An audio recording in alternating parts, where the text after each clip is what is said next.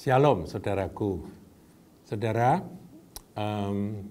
beberapa waktu yang lalu saya melihat dalam satu tayangan sosmed ada seorang yang bertanya kepada seorang apologet. Dia bersaksi bahwa dia tidak yakin lagi dengan Tuhan yang lama yang dia sembah dan dia ingin ikut Yesus, begitu ya. Nah, kemudian ketika didalami, dikorek lebih dalam, dia cerita. Ya, karena pada waktu itu saya berdoa sembahyang kepada Tuhan yang saya sembah selama ini. Ya, sejak lahir dia beragama tertentu dan dia tekun di sana.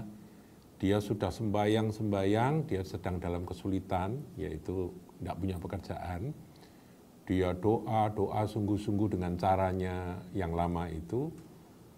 Nggak ada jawaban sampai dia akhirnya meragukan akan Tuhannya sendiri. Kemudian dia ketemu dengan kelompok orang Kristen, ya teman-teman Kristen.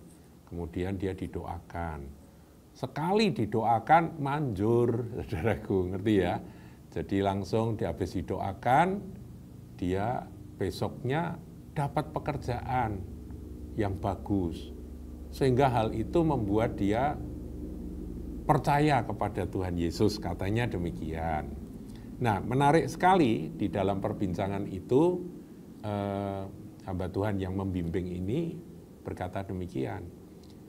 Berarti saudara memutuskan meninggalkan akan keyakinan yang lama dan meyakini bahwa Tuhan itu adalah Yesus Kristus, Allah yang hidup, karena doa Anda dijawab. Masalah tidak punya pekerjaan itu diselesaikan oleh Tuhannya orang Kristen. Apakah demikian? Ya, jawabannya ya memang begitu. Nah, saudaraku, kemudian dinasehati oleh hamba Tuhan yang membimbing ini. Seharusnya jangan karena itu. Mungkin Tuhan bisa pakai cara tersebut untuk menarik seseorang akhirnya percaya pada Tuhan Yesus. Tetapi kalau nanti suatu saat, ya dikatakan Anda ada masalah dan Anda berdoa di dalam nama Yesus dan tidak ada jawaban, apakah Anda akan cari Tuhan yang lain? Seperti pengalaman Anda saat ini. Terdiam, saudaraku. Ya, jadi yang bertanya itu terdiam. Nah, saya merenung, saudaraku, hal semacam ini memang perlu difahami oleh setiap kita. Jangan dipikir bahwa Tuhan itu seperti ini kalau kisah dongeng Aladin dan lampu wasiat itu seperti lampu wasiat. Kalau digosok, kemudian bisa menjawab apa yang dia minta. Jadi apakah Tuhan itu seperti itu? Dan kalau tidak bisa menjawab, maka lampunya dibuang atau dihancurkan. Apakah seperti itu, saudaraku? Saudara, memang Tuhan bisa memanggil dengan menyatakan kuasanya. Dan itu terjadi ketika Tuhan Yesus membuat mujizat 5 roti 2 ikan.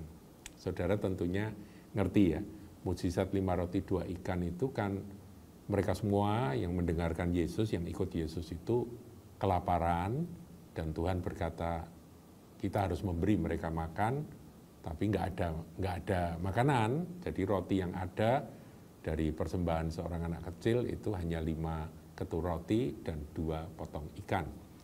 Nah, 2 ekor ikan dan 5 ketur roti inilah yang menjadi bahan, dan Tuhan membuat mujizat yang melipat gandakan akan 5 roti 2 ikan itu, sehingga 5.000 orang laki-laki saja kenyang makan. Kalau tambah wanita, tambah anak-anak, saya nggak tahu jumlahnya berapa, ya saya pernah hitung-hitung mungkin sekitar 10.000 atau 12.000, semuanya makan kenyang, dan dikatakan sisa 12 keranjang atau 12 bakul. Nah, saudara, setelah peristiwa itu orang tergila-gila pada Tuhan Yesus. Semuanya mau ikut Yesus gitu ya. Tapi Yesus justru menjauh. Nah, kita lihat ya, ini adalah pembicaraan antara Tuhan Yesus dan orang banyak yang mengikuti dia. Kita lihat dalam Yohanes pasal 6 ayat yang ke-25. Ketika orang banyak menemukan Yesus di seberang laut, laut di sini adalah Laut Galilea.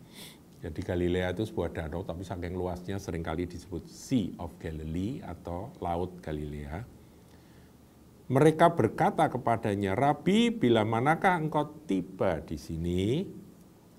Ayat 26, Yesus menjawab mereka, "Aku berkata kepadamu, sesungguhnya kamu mencari aku," perhatikan, "sesungguhnya kamu mencari aku bukan karena kamu telah melihat tanda-tanda, melainkan karena kamu telah makan roti itu dan kamu kenyang."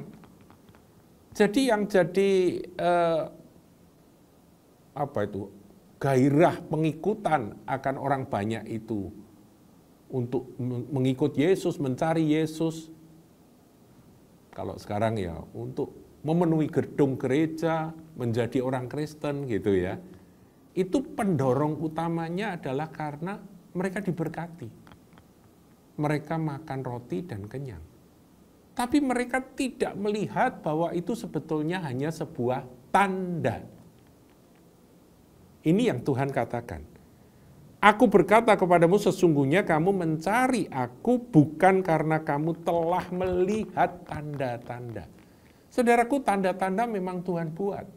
Seperti cerita tadi ada orang dari agama lain yang sudah sembahyang mati-matian sampai berbulan-bulan, nggak dapat jawaban, dia sampai stres, didoakan sama orang Kristen dalam nama Yesus.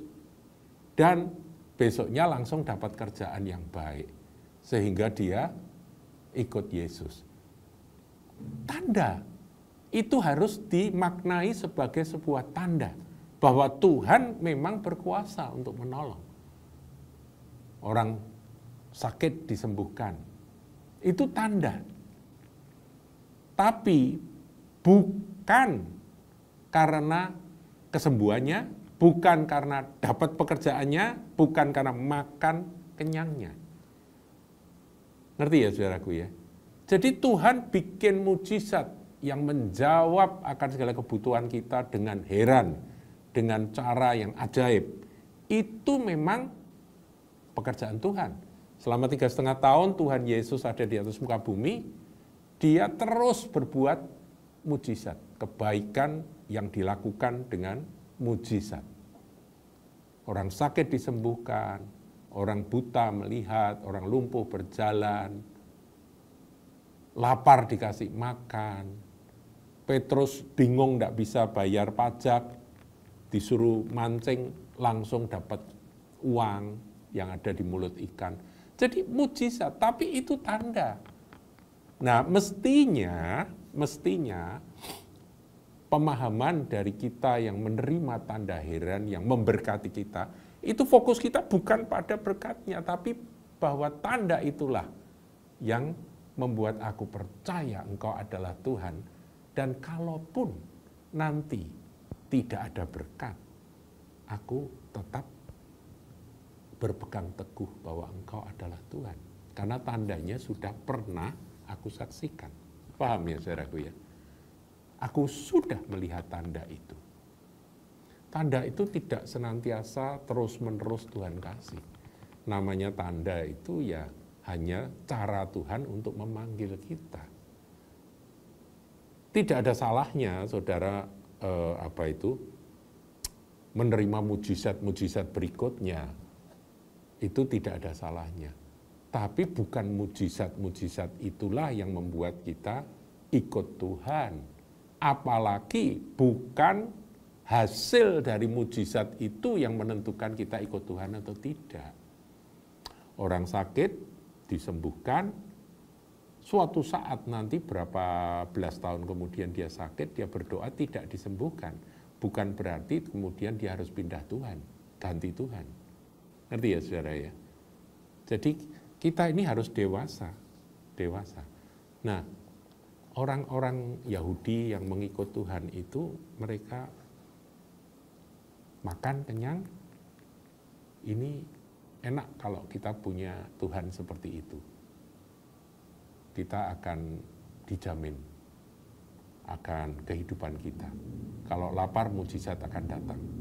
Saudaraku, saya mau kasih tahu bahwa mujizat itu pasti Tuhan akan berikan. Sebab Dia adalah Tuhan yang memelihara kita. Dia Tuhan yang mengasihi kita dan memelihara kita. Jadi, it's okay. Kita punya iman seperti itu. Tapi ingat, tanda diberikan hanya untuk membuat kita tahu bahwa Dia adalah Tuhan. Setelah itu, Yesus Kristus adalah Tuhan dan itu tidak akan pernah kita lepaskan selama-lamanya. Saya berharap saudara memahami ya. Jadi jangan sekali-kali kalau ditanya, kamu kok ikut Yesus kenapa? Ya karena di dalam Yesus ada kesembuhan. Itu salah. Kamu kok ikut Yesus kenapa? Ya karena aku diberkati. Seperti lagunya, aku diberkati, sepanjang hidupku diberkati. Berkat dalam pengertian yang sempit. Memang kita diberkati, saudaraku. Tapi bagaimana kalau seperti para rasul? Mereka ditangkap, mereka dipenjarakan, mereka dianiaya, bahkan mereka harus mati karena nama Yesus. Apakah Tuhan tidak ada?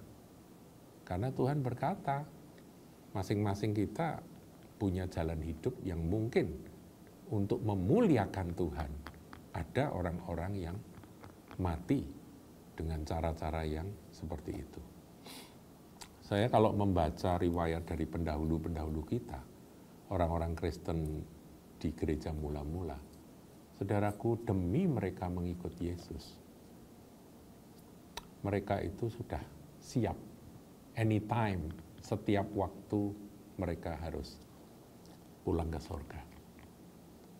Ya, tidak ada seorang pun di antara umat manusia yang ada di atas muka bumi itu yang apa itu, istilahnya kalau sakit ya pengen cepat mati gitu ya. Nggak ada, saudaraku. Nggak ada. Tetapi pada zaman gereja mula-mula, mereka tahu, saudara, kalau mereka sampai ditangkap oleh pemerintah Romawi pada zaman kaisar-kaisar yang sadis-sadis itu, mereka dijadikan umpan singa lapar, saudara. Dan kadang Tuhan tidak menolong. Mereka jadi saksi, martir itu saksi bahwa mereka dimakan oleh singa. Jadi mari saudaraku kita menjadi dewasa dalam pengikutan kita kepada Tuhan. Jangan karena makan dan kenyang. Jangan karena didoakan dapat pekerjaan. Jangan karena itu ikutnya kita pada Yesus.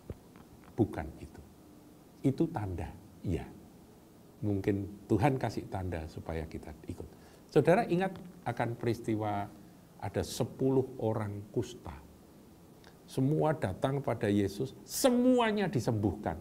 Kusta itu penyakit yang nggak bisa sembuh pada masa itu, nggak ada obatnya.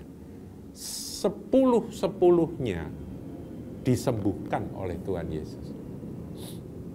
Tapi Tuhan heran, yang 9 langsung pergi meninggalkan dia. Hanya 1 yang datang dan mengikut Yesus. Justru dia orang Samaria, saudaraku. Jadi saya ingin kita semua menjadi dewasa dalam hal ini. Kita ikut Yesus, kalau dia pernah memberkati kita, itu menjadi sebuah tanda. Di sini dikatakan, sesungguhnya kamu mencari aku bukan karena kamu telah melihat tanda-tanda, melainkan karena kamu telah makan roti dan kamu kenyang. Jadi melihat tanda dan berkata, aku yakin dia adalah Tuhan, dia adalah Allah. Karena tanda ini meyakinkan aku, itu tidak apa-apa. Tapi bukan karena makan kenyang.